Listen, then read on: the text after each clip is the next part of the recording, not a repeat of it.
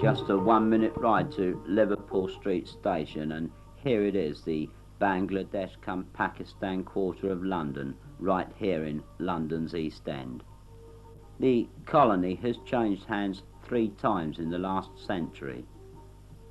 The Jews preceded these, the Asians, and in turn the Jews took over from the poverty-stricken Cockneys of the Victorian age. The needs of the people are met by their own kind, just establishing themselves one level above their customers. Gone is the Yiddish baker and the kosher butcher. Here is the Indian grocer and the Asian dressmaker. It's Kosov to Patel here in Brick Lane.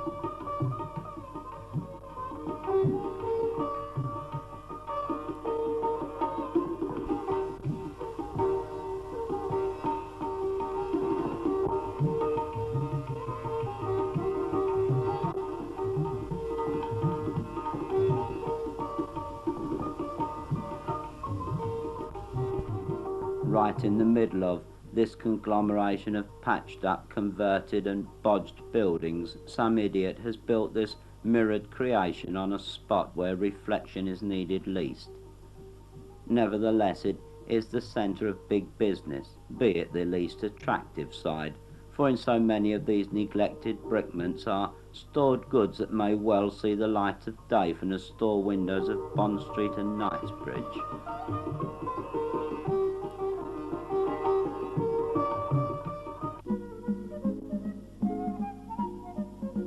There's even greater sadness at the north end of Brick Lane and then to the left. But if this shelter keeps a family together, they are not the worst off around Brick Lane.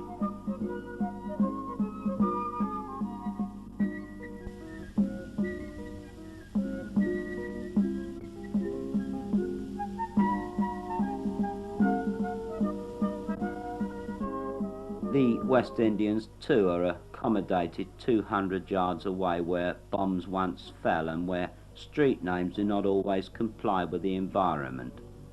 It is also where the faded Jubilee bunting has given way to the washing line to give the only colour to the dismal scene. The dismal scene is not improved by those who choose to add coals to the smouldering embers of racial hatred. It's not always safe to be around, and it's asking for trouble to hang about where strangers are eyed with warranted suspicion.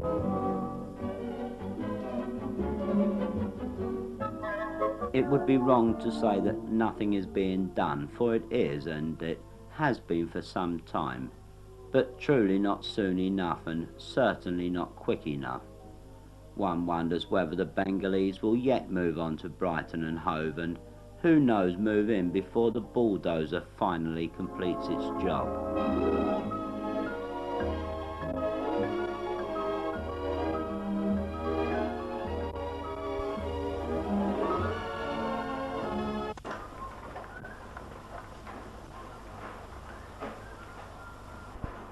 On the other side of Commercial Street stands what was once London's premier flower market, Spitalfields. Today its buds and blooms are replaced by cabbages and swedes that will sell with ripe fruit from the Kentish orchards and the many distant tropical lands. By 10 in the morning all the business has been completed. It was 4 hours earlier, and now nearly all the Cockney porters have gone home. A few remain to clear up the late loading and prepare the market for the afternoon's influx of produce.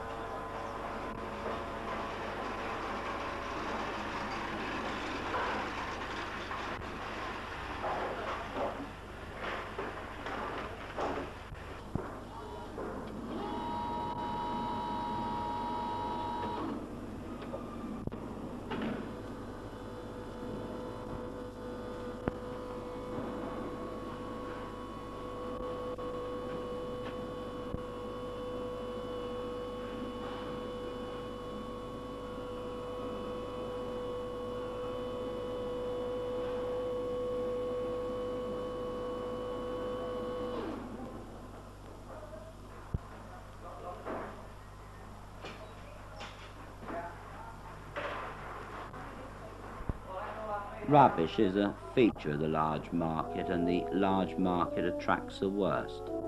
Not only the rats, but the human scavengers, and like seagulls around a fishing port, they congregate to sort out what has been discarded, and where it goes from there is anybody's guess.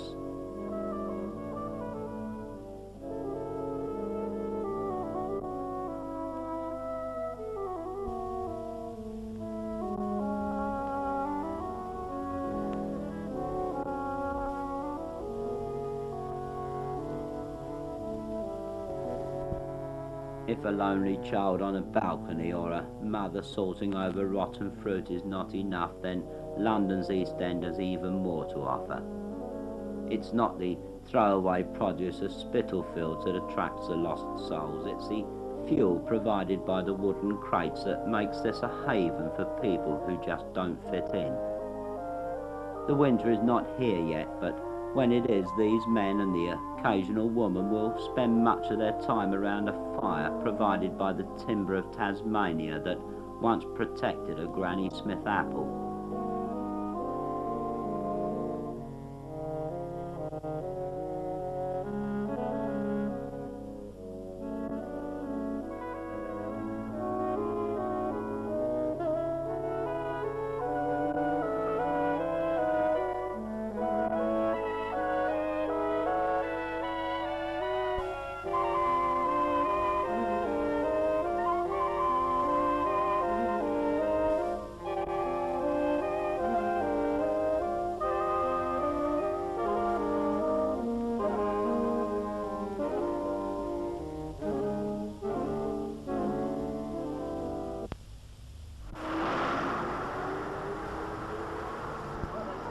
With Brick Lane to the east and Middlesex Street to the west, it's Commercial Street that forms the artery through, and it was this borough that produced the Victorians with their most formidable slayer.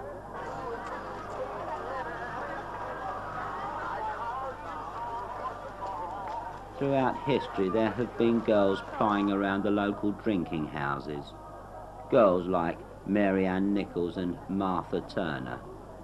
Unlike these unfortunate ones, most survived to do something else when they were no longer attractive enough to lure the men. Others, more sexy, have always taken their place.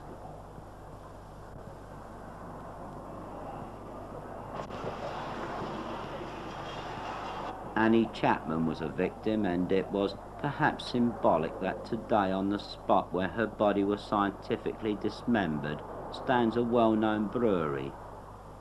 Her living was centred around ale. Her monument commemorates just that.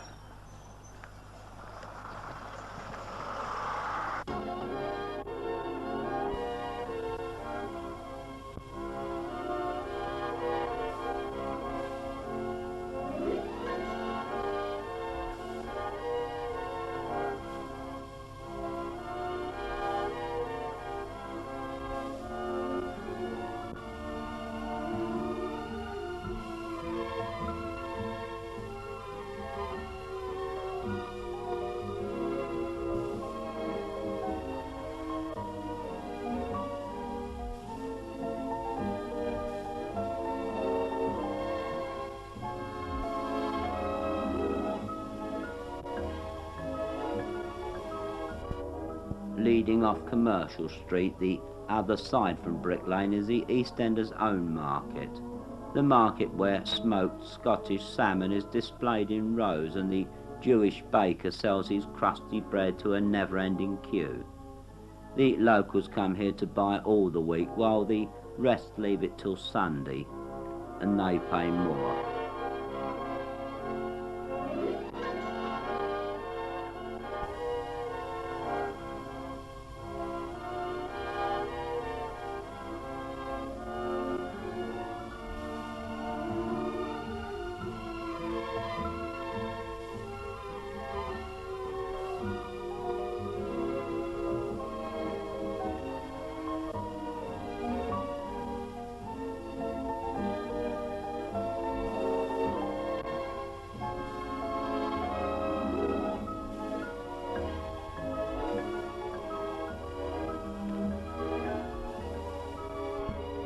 The Cockney barrow boys of Wentworth Street, like the porters of Spitalfields Market, are a very special breed.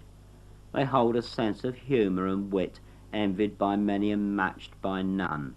It's the kind of business where son follows dad, who himself followed granddad, and so on.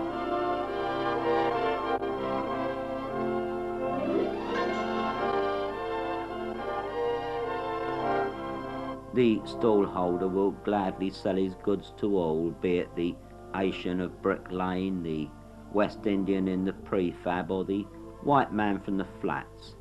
They are all his customers, and they all live just 1 minute from Liverpool Street Station.